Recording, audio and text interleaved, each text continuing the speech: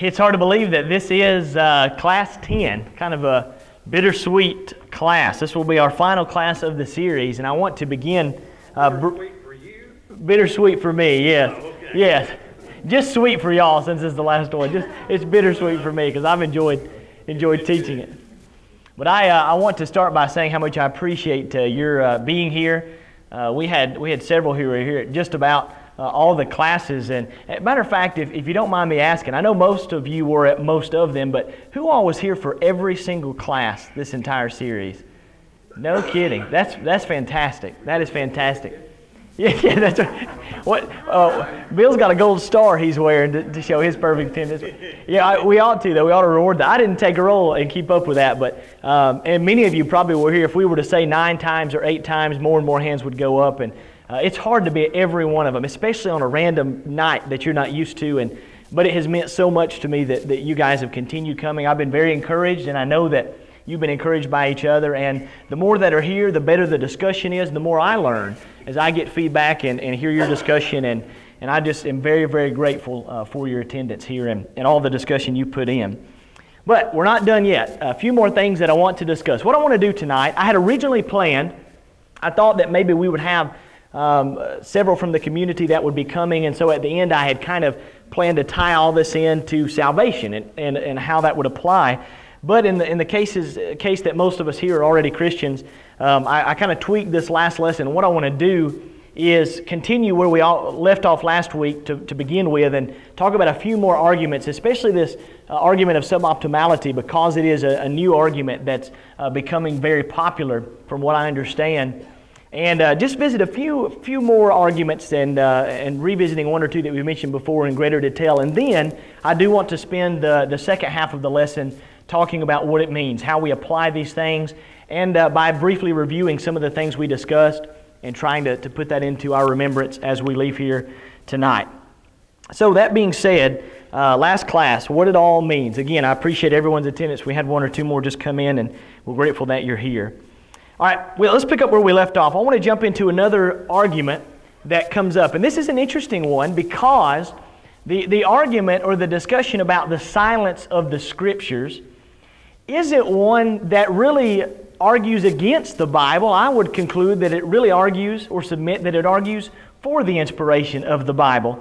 And we'll talk about why. The silence of the Scriptures. Before I jump into this, what do you think, how would the argument go? Why is it that the things that the Bible leaves out might be used to discredit, or if you want to argue how they would credit the inspiration of the Bible? What do you think? How could you argue that one way or another? Things in the Bible that are just left out. The silence of the Scriptures, details. Okay. Well, as far as the... I've attended services and studied Bible like most people in here all my life. Mm-hmm. And I don't know of anything that was left out. Okay. Well, as far as the Christian's concerned, we know that it has everything we need. And we understand that. Everything anybody needs. Well, that's right. We have everything anybody needs. You're exactly right. J.D.?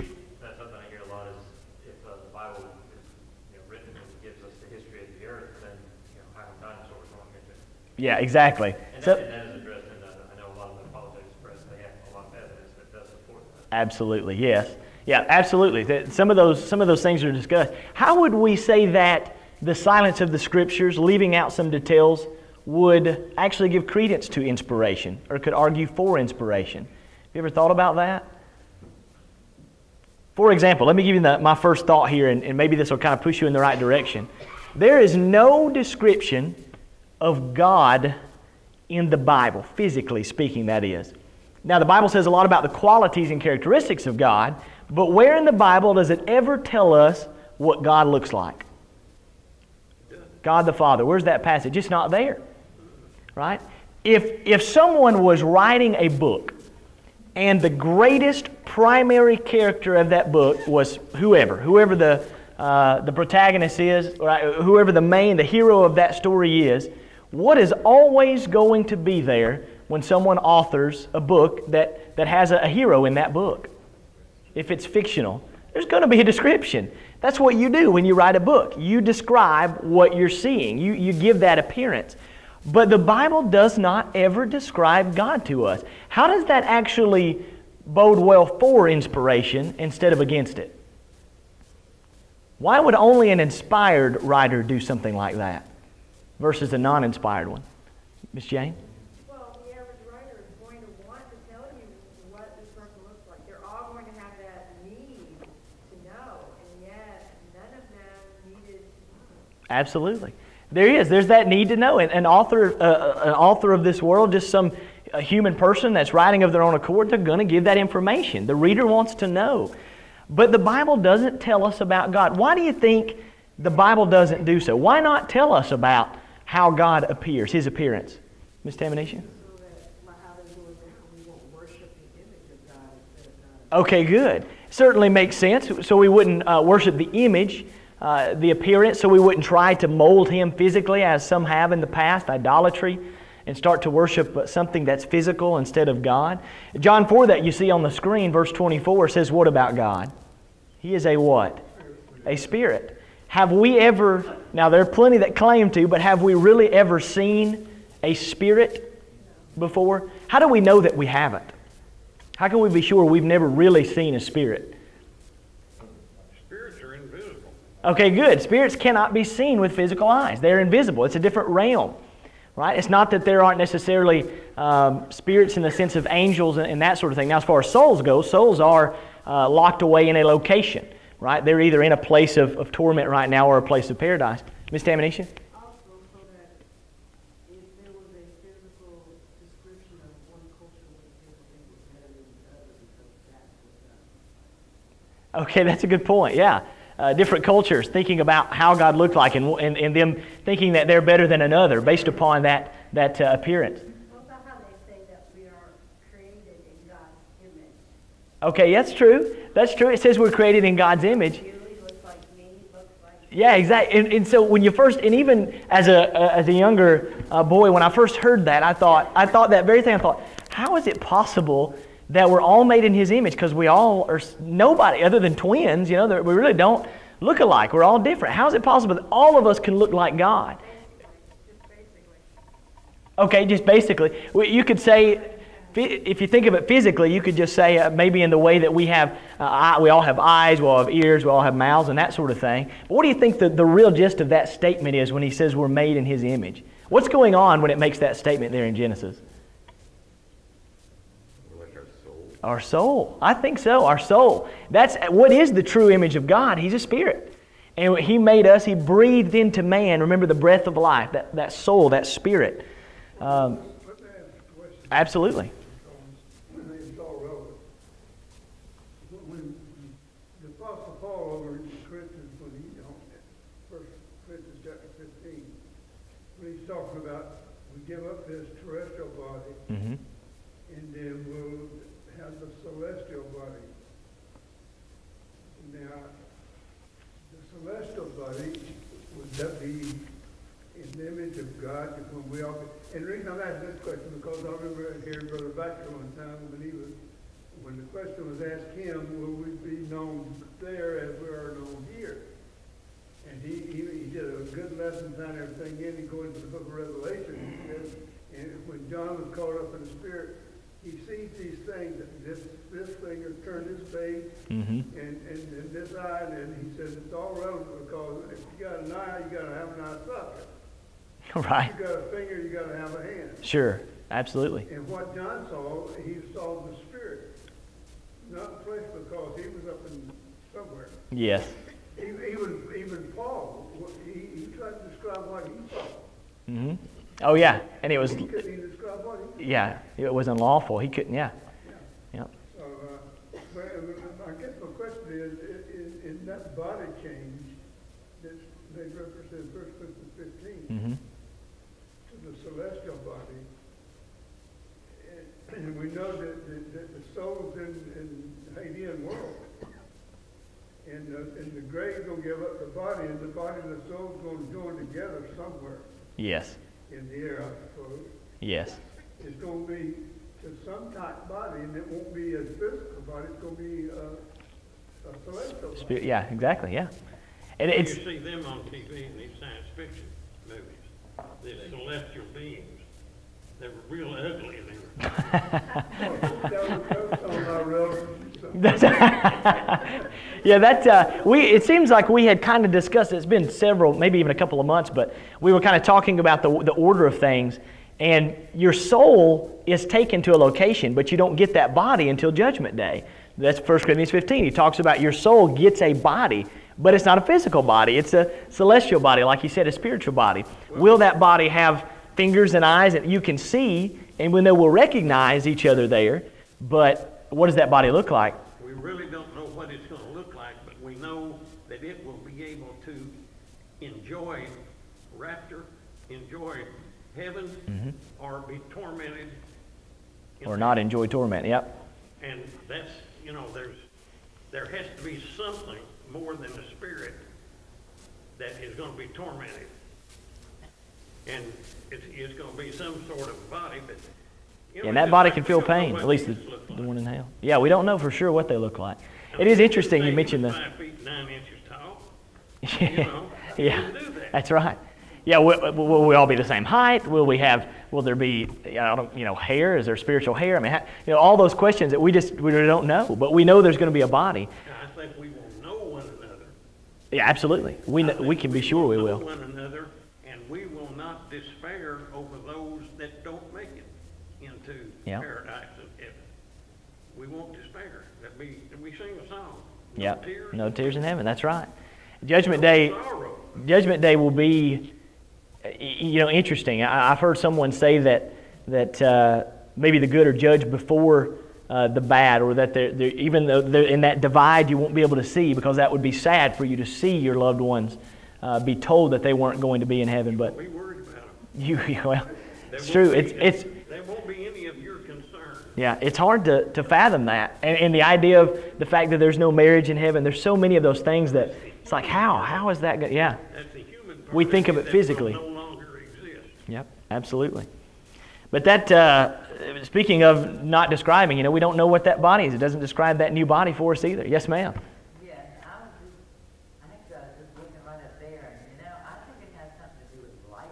You know how there's a spectrum of light that we can see, and then there's some that we can't? Yes. Part of the light? Yes. And everything, the earth, the stars, the whatever, it's always like light. You know what I'm saying? Absolutely. And the Bible talks a lot about heaven and light. There's a lot of description there of light. Heaven is going to be light. When Moses walked up on the mount, in fact, and when he saw God, not his face, but he got to see the back parts of God, he got to communicate with God in a special way. And after that happened, what was going on with Moses' face when he came down the mount? It was shining with light. And he put a veil over his face, because in glory, that's what we are. I absolutely think you're right. In some sense, it is. There's light. Jesus is the light, but we're going to be light. There's going to be no darkness at all. It's just hard to imagine, to fathom that. But it's exciting. It puts a smile on my face just to think about it. Very exciting.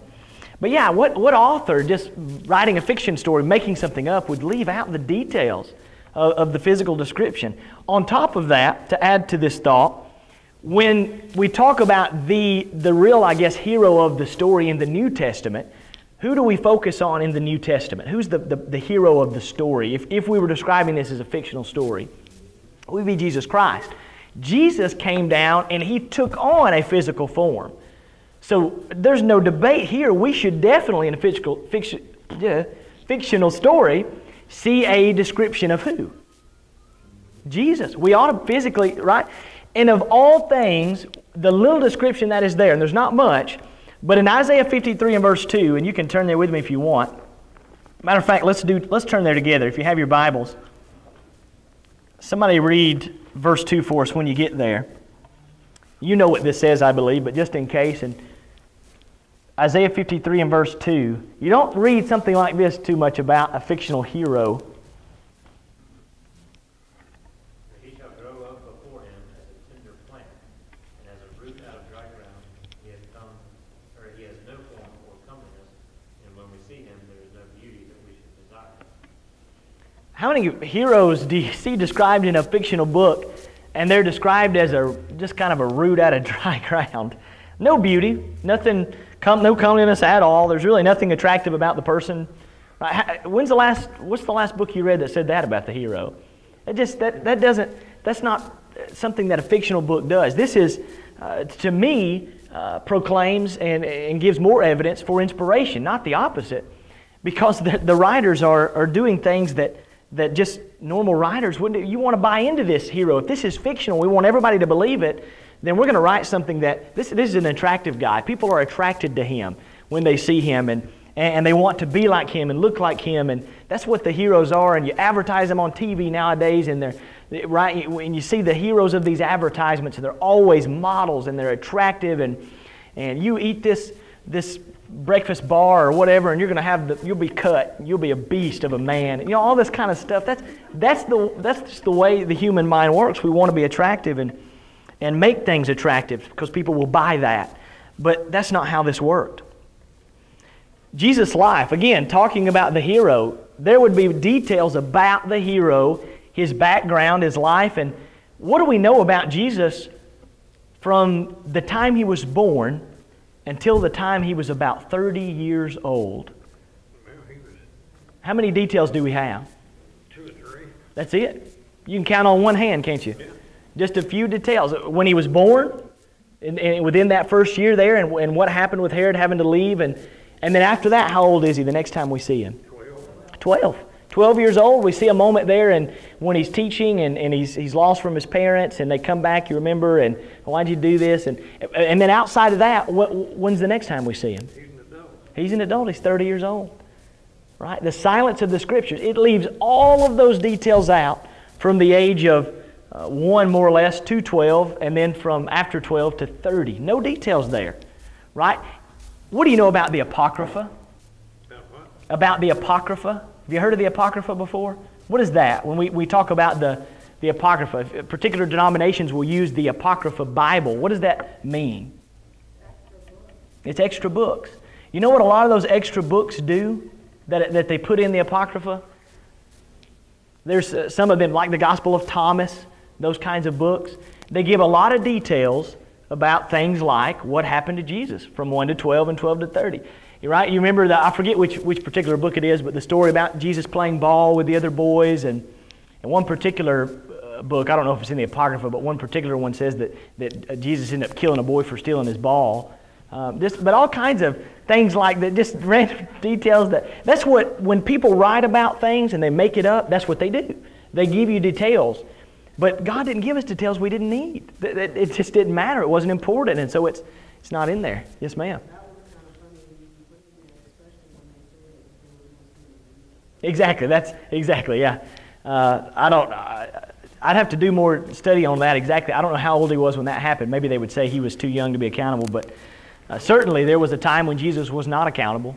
When he was what? When he was young. When he was a young boy. I didn't hear what you Oh, she was saying that if one of these apocryphal books mentioning that Jesus killed a little boy for stealing his ball or something to that effect, it's been a while since I looked into it, but apparently Jesus killed somebody in one of these books, and he, if that was true, that would be sinful, she was saying. Why would they put that in there, But Anyone that is going to be a scholar of religion, I guess, can reach anywhere they want to for information.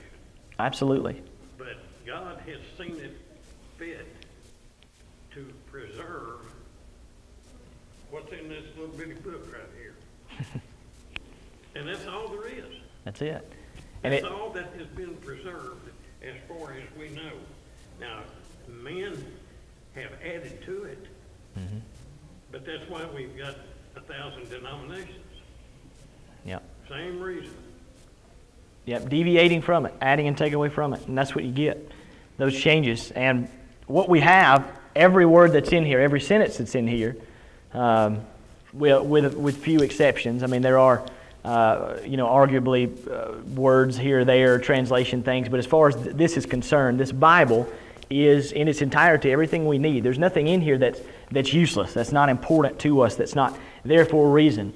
Right? Every number, every color, every description is there because God wanted it to be there, and it is very significant. But these things, I believe, demand inspiration, not the opposite. This is something that a God would write, not something that a man trying to make up a story would write. You think about Moses, the Ark, Joseph, the apostles, all of these people in the Bible. I mean, how much do we know about their background, especially their family? Take For example, the apostles. How much do we know about the families of the apostles? Don't know much. Do we know about any of their wives? Not really. Not many. We at least know Peter had a wife, but there's no really details about her at all. Right? Just all of these things that are left out, the silence of the Scriptures. To me, I believe they don't argue for fictional writing, that God just, the argument is, well, God would have talked about that if He was God. He would have mentioned dinosaurs or whatever they want to argue. But the fact is, the silence of the Scriptures argues for inspiration, not against it. Think about the ark. I made a note here.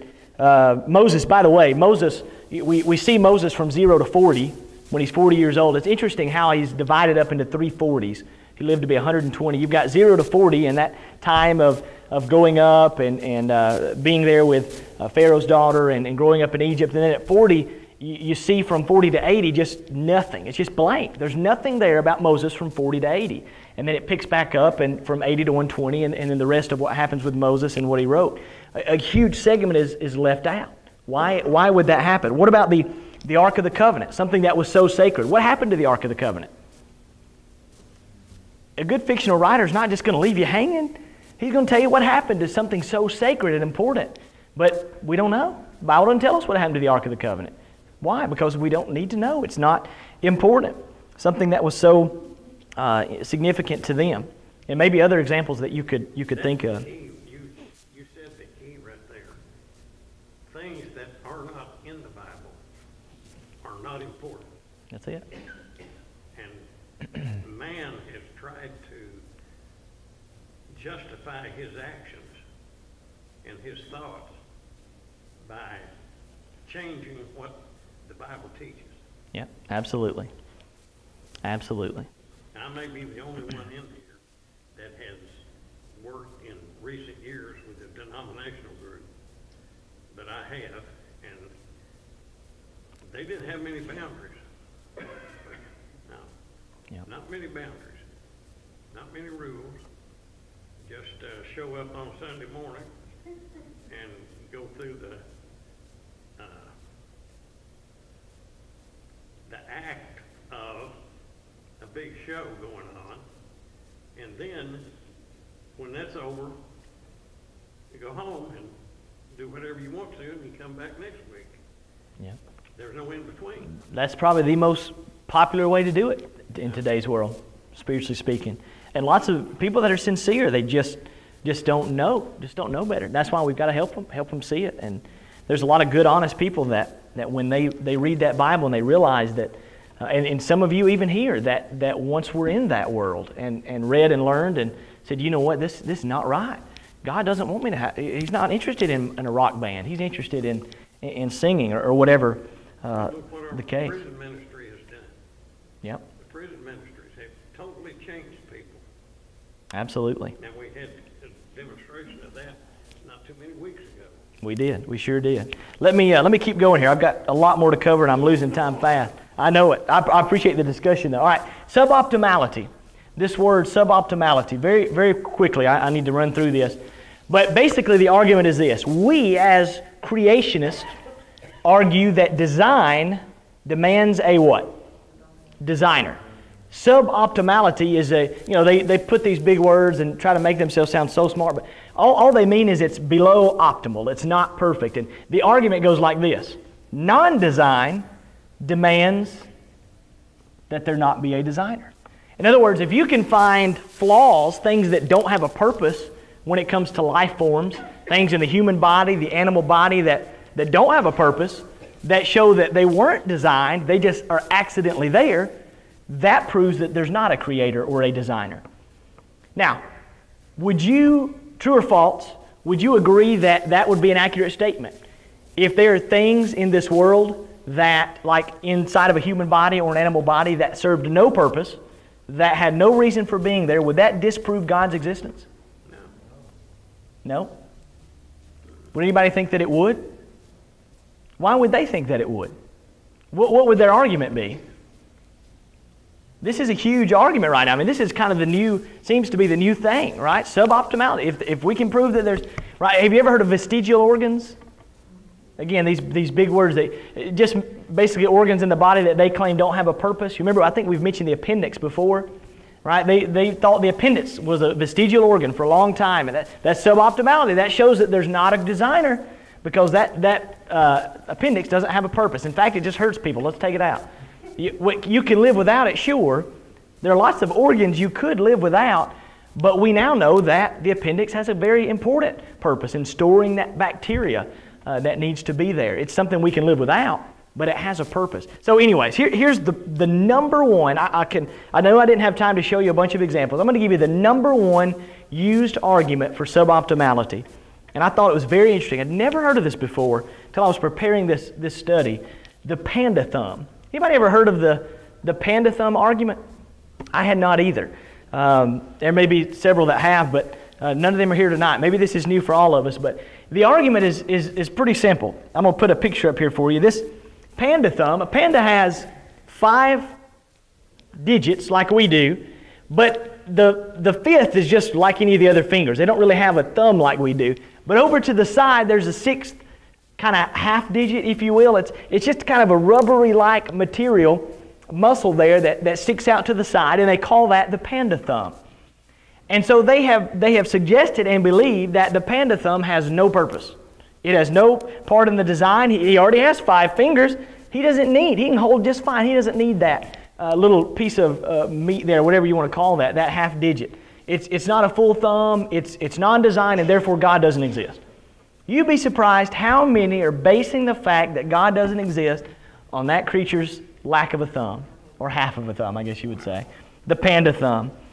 What we now know, though, San Diego Zoo published a zoo book indicating that pandas are one of the few animals, this has been more recent than the argument that came up, but who can grip, pandas are one of few animals who can grip as tightly as a human. You see pictured there, the way that they use that thumb, it actually works, now we know, it works as a kind of a vice grip, if you know what I'm talking about, just a real hard. They can grab just about as good as we can because of that little extra bit. They can force it against that little muscle and hold it real tight and eat that bamboo. Another book that came out suggested the first finger and pad work as forceps on the bamboo. Suggesting something is optimal means that a person gets to judge what is optimal and what isn't. All of these details coming from this information. And so, you know, with any of these things, with any organs, anything they want to suggest, this doesn't have a purpose. Well, maybe we don't know what that purpose is yet, such as the panda thumb. He wouldn't be able to do nearly as well with that bamboo without it. It is, in fact, part of that design. Mike? Wouldn't something like that be an argument against evolution?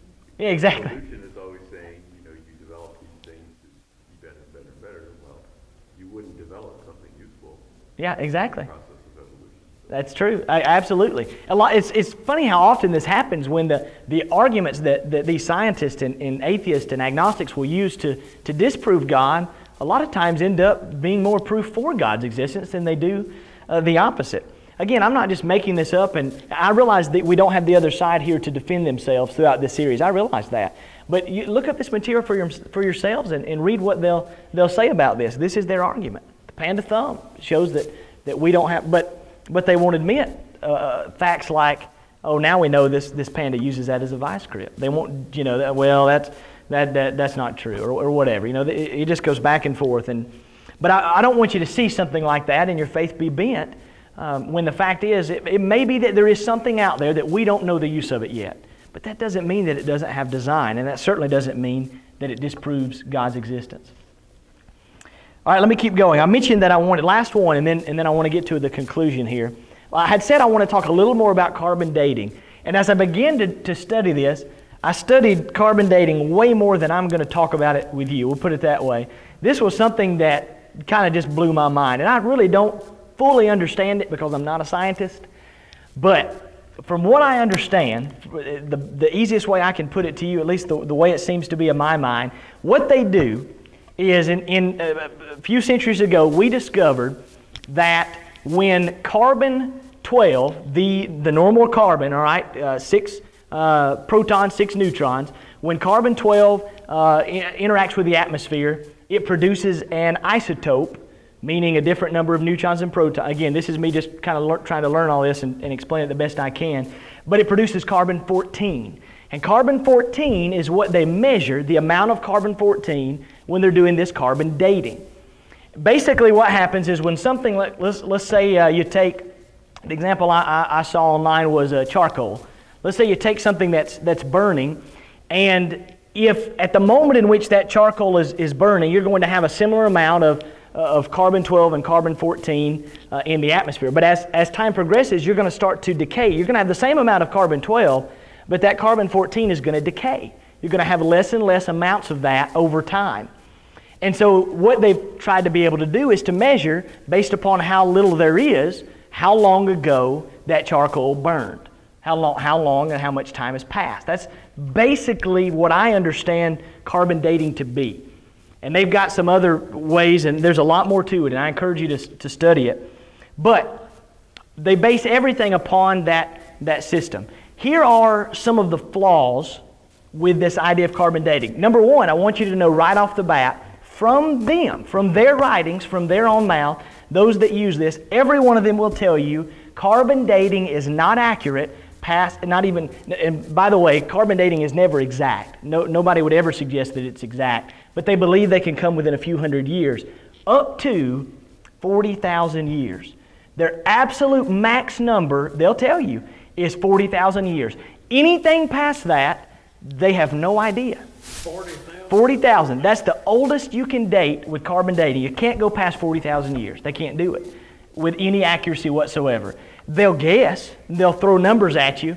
Like Neanderthal man, you remember that? He was 1.3 million years old or whatever it was, and then come to find out he was only 16,000 years old. And again, it's still 16,000. That's still longer than we would believe. But at the same time, you see the inaccuracy of, they just guessed. Carbon dating isn't really accurate past 40,000, and it seems to be 1.3 million. Well, when they actually dated it, carbon dating said it was 16,000 years old. That's still inaccurate. It's still not exact, but there's a huge difference between 1.3 million and 16,000 years. You see what I mean? Carbon dating, and here are the issues. And again, they understand this. Consistency over time. In order for carbon dating to be accurate, and what they're sharing with you with this information, they're making three major assumptions. Number one, they're assuming that the rate of carbon-14 decay is the same today as it was 1,000 years ago, 2,000 years ago.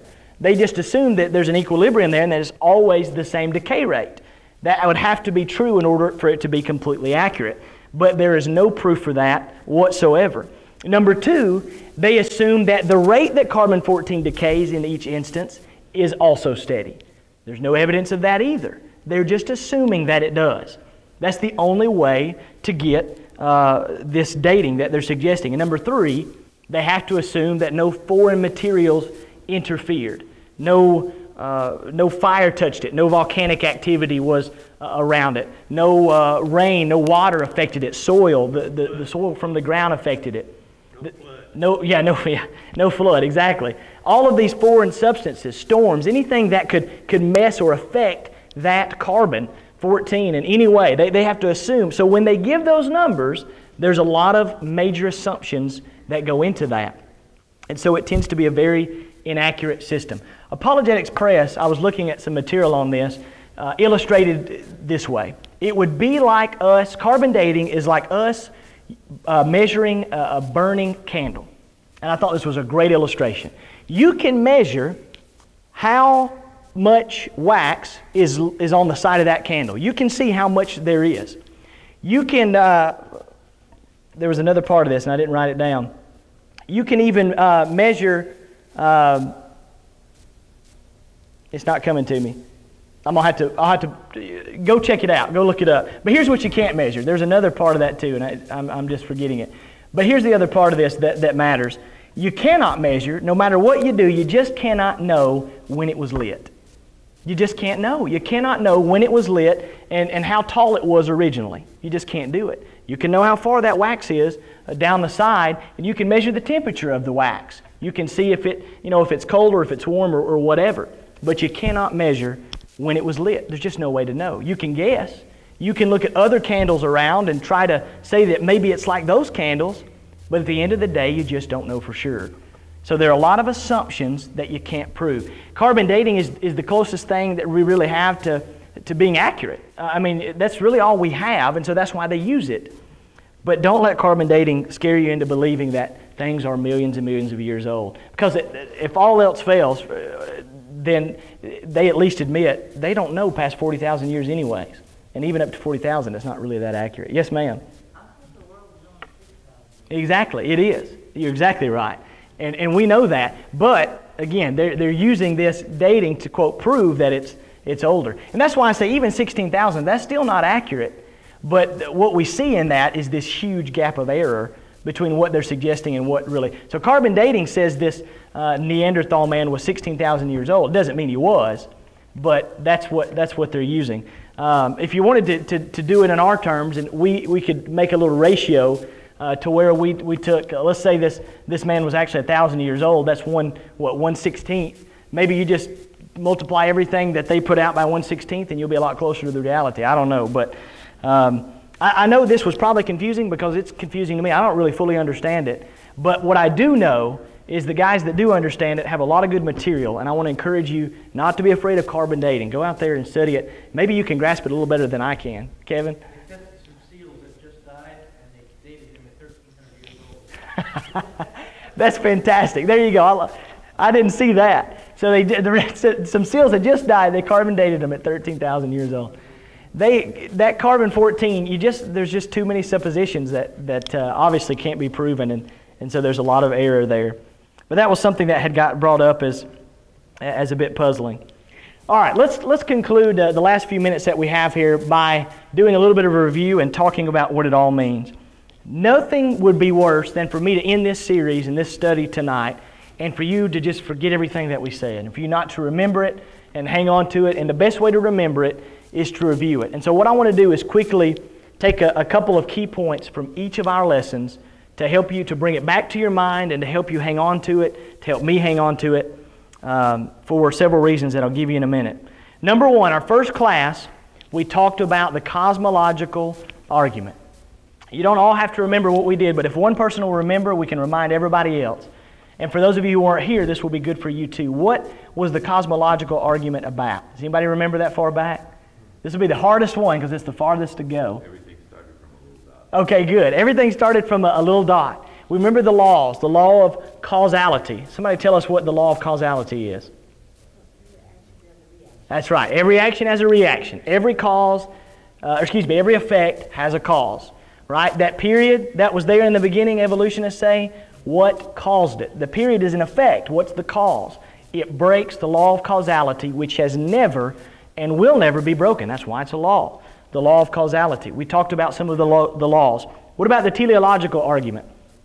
Evolution breaks the laws of science. That was the point there. What was the teleological argument about? Again, a big word that they use, but what does it really mean? We already mentioned it actually tonight.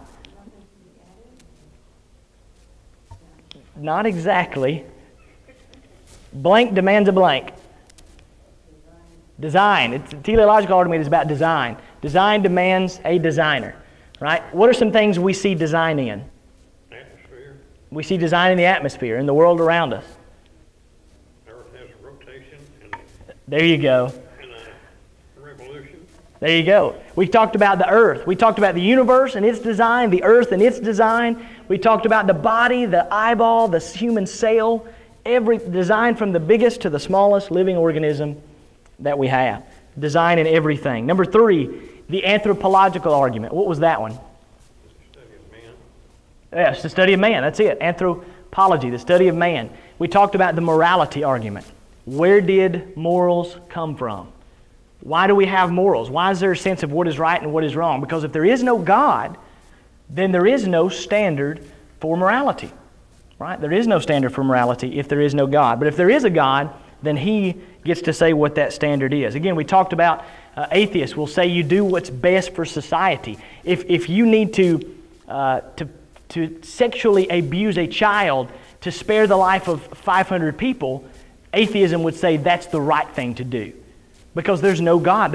You do what's best. And so if there was a hypothetical situation where you had to sexually abuse a child in order to spare lives, that would be the right thing to do.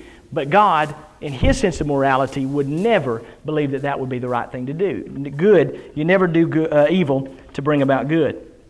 Number 4, inspiration of the Bible. Somebody tell us one of the ways, at least one, that we can prove that this book is inspired. Good, the science in the Bible. Exactly. How did Job, for example, know the earth was round? Right? How did he know that? How did Moses know that day 8 was the best day for clotting a baby's blood to circumcise that baby? Right? Scientific accuracy of the Bible. That's a great one to remember and to hold on to. Number 5, alleged Bible contradictions. We talked about that one again a little bit last week, so we won't revisit that for time's sake. What about number 6, reality of Genesis 1 through 11? Uh-oh. It's not showing up there, is it? Maybe it will in a second. It's got a delay for some reason. Genesis 1 through... I bet you it froze. Genesis 1 through 11. Right? We talked about those that would discredit, talked about the gap theory and this idea of, as well of space and time between the days, if millions of days passing between days 1, 2, 3, and 4. And how did we know, what was at least one way we knew that they were 6 literal days that God created the world in? This is like a final exam. This is a test. Got to remember. The most important test of all. It's a Bible test. The morning and evening.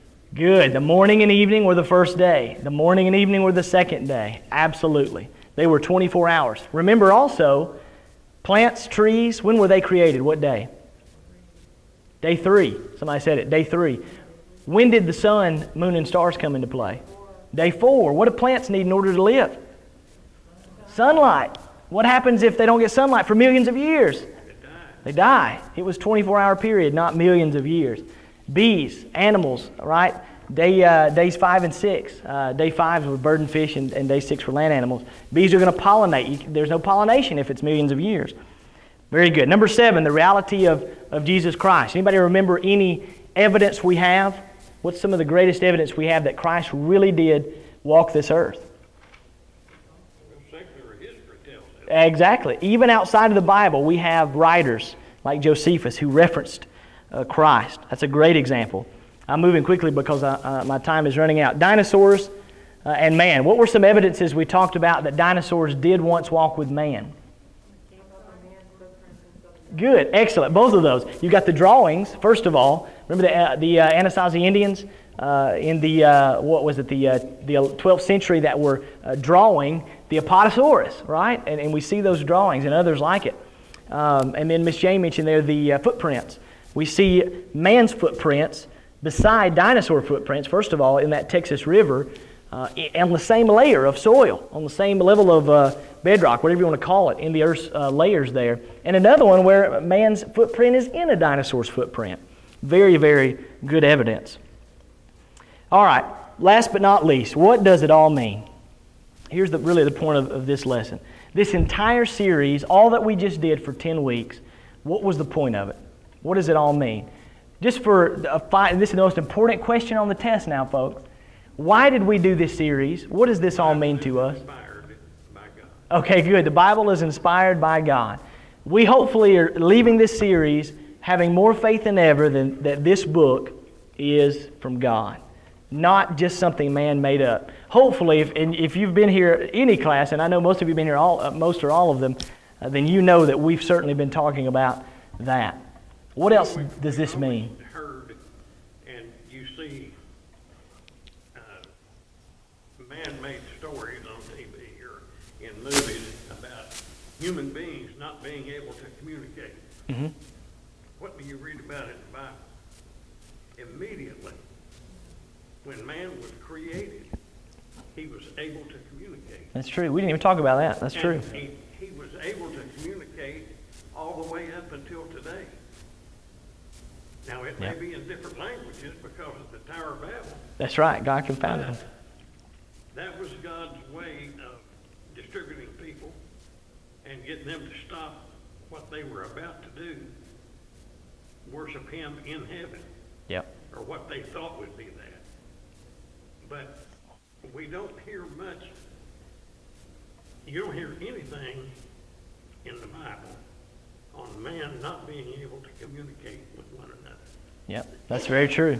Very good point. We hadn't even talked about that. The lack of communication that they suppose that biblically that was never the case. From the beginning, they could communicate, and God confounded their language in Genesis 11. I want to leave you with 3 R's, what it all means. 3 R's to leave with you that I think are very important and very simple. Very simple. But I just want to make it real. Number 1, remember. I want you to not let this series just go to waste. Don't just not ever revisit this stuff and just let it go and not study it further. Please do. Please continue to pick up and study whatever interests you, whatever you want to know more about. Study more about that panda thumb. Study more about the candle illustration that Dalton blew up earlier and didn't know what he was talking about. Study about something and continue to apply these things. I say apply them to your mind. Put them in your minds and hearts, and remember, because these things build faith. They build faith. And the more we believe and the more stronger that faith is that God exists and that this Word is His book, the more we're going to be motivated to listen and to do and apply what it says, to make it practical in our lives. Remember it. Number 2, relay it. Relay it. 1 Peter 3 and verse 15 is probably the text that covers, if there was one verse to cover this entire series, that's probably it. But sanctify the Lord God in your hearts and be ready, how often? 1 Peter 3:15, always to give an answer, to give a defense, an apologetics. That's what it means, evidence. Be ready always to give an answer to every man that asketh the reason of the hope that is in you with meekness and fear. Relay this information. Remember it not only to build your faith, but to be able to defend that faith. You can't defend that faith if all you know is simply the words in this book. Now that's the most important. You need to learn this book. But we need to learn outside of that too. I'm getting ahead of myself, but we need to know these evidences and things outside of that. You can't just walk up to somebody and say, hey, this Bible claims to be inspired. That's not enough. How are you going to prove that? So hold on to these things and be ready to give that defense, relay that information.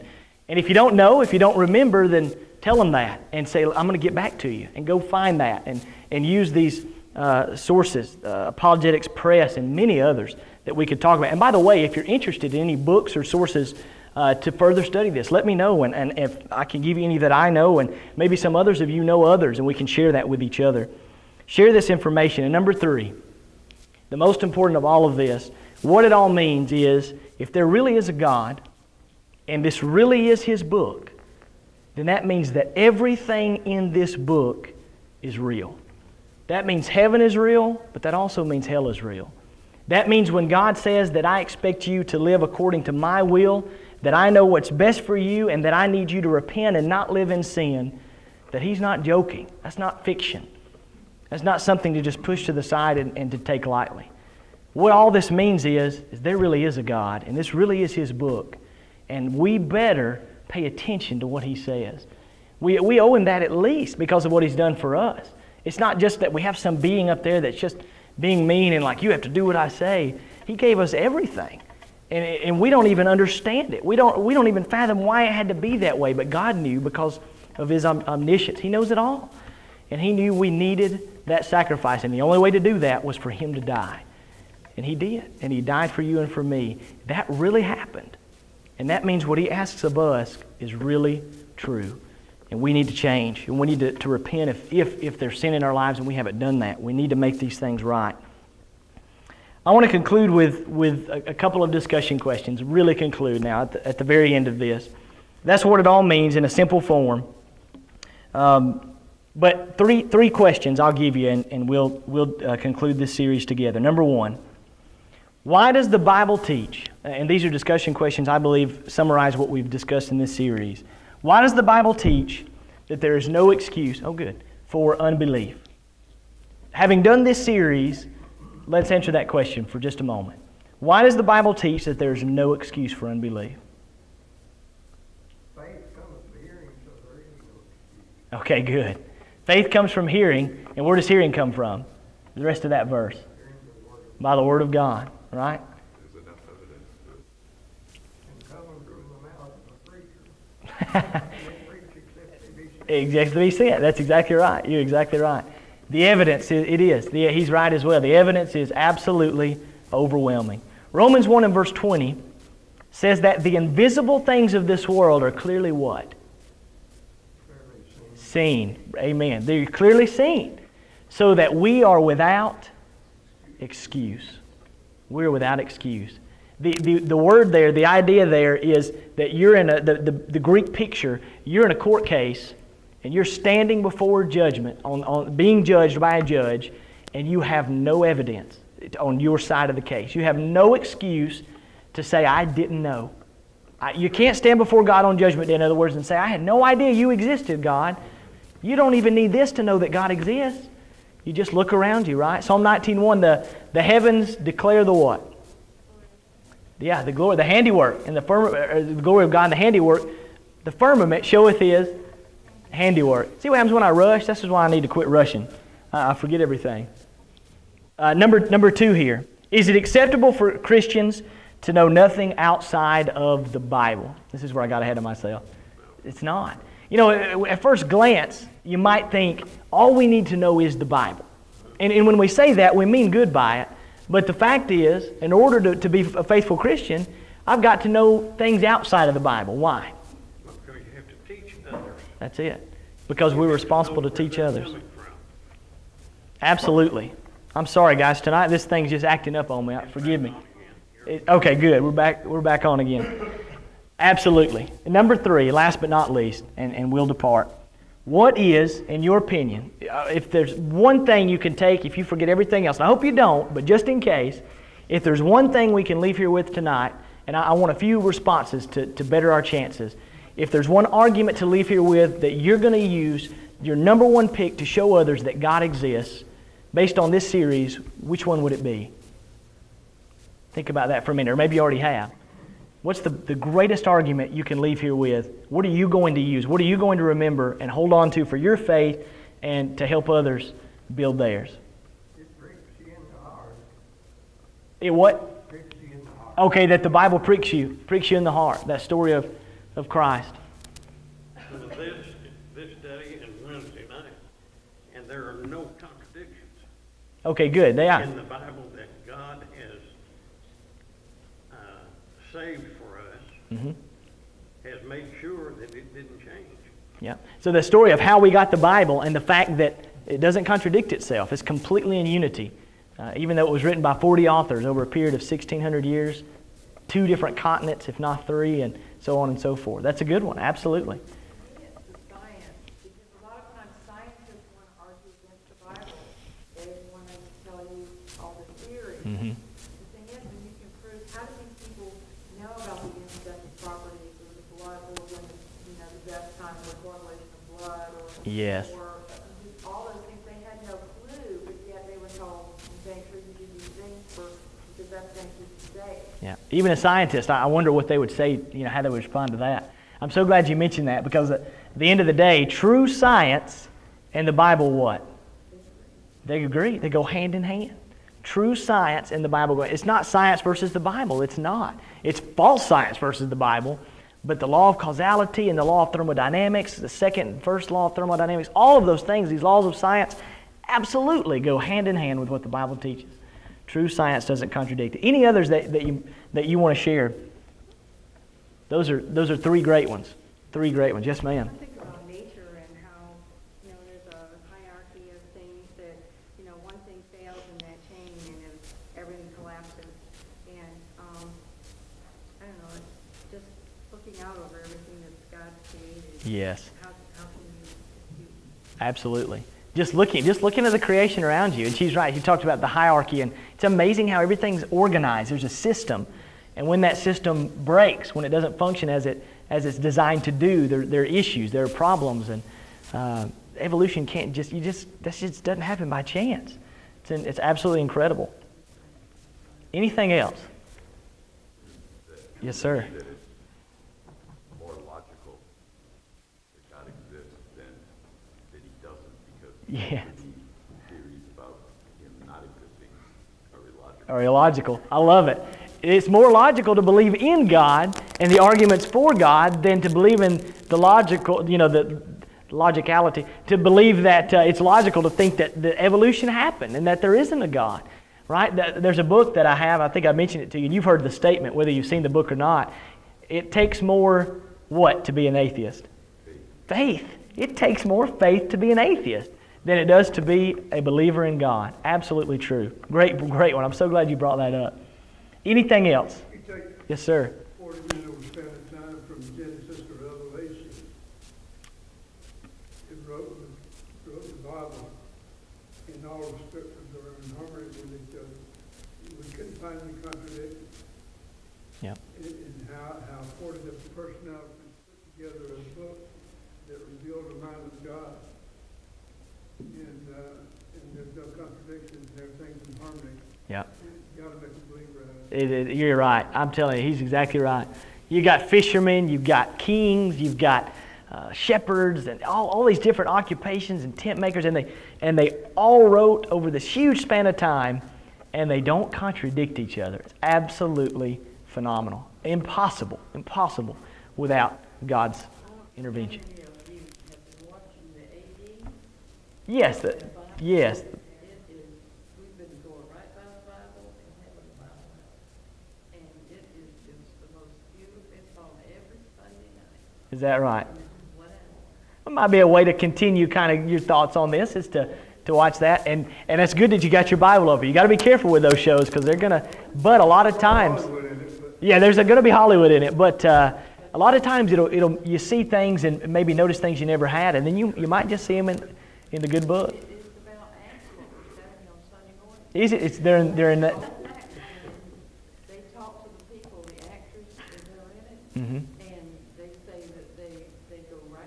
It's the history of the church. Absolutely. Interesting. Yeah. What's it called? AD. Bible. AD Bible. Okay. It comes on what channel? ABC. Oh, NBC. Okay. NBC at 9 o'clock on Sundays. Might be something to look into. What's it called? AD the Bible. AD, the Bible. AD the Bible. Makes sense going through the history of the church. All right. Anything else before we conclude? All bears have this little panda thumb, or Nope. panda's the only one. Panda's the only one. Makes them unique. As far as I know, I don't think any of the other the bears have it. They don't eat bamboo? I've watched a lot of hunting shows. Yeah.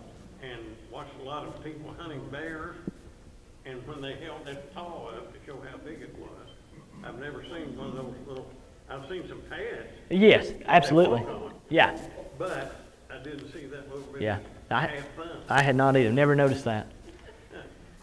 All right, guys and gals, I sure appreciate you being here throughout this series, and I hope, and it is my prayer, that something that was said, something that we discussed was beneficial to you in growing your faith, and I hope that you'll hang on to some of these things and share them with others, and I sure am grateful. I really am that you've been here and so encouraged, and I appreciate it. And we will, in the fall, for those of you, which most of you are going to be here, I guess all of you pretty much are here, but in the fall we will have a ladies class we'll be doing on Tuesday evenings, but for the summer you won't have any events on Tuesday evening outside of things like VBS, but there won't be a continued Bible study. We'll take a break from that. We'll be doing a men's training class on Sundays. We'll talk about more tomorrow, but thank you guys so much for being here. You are dismissed.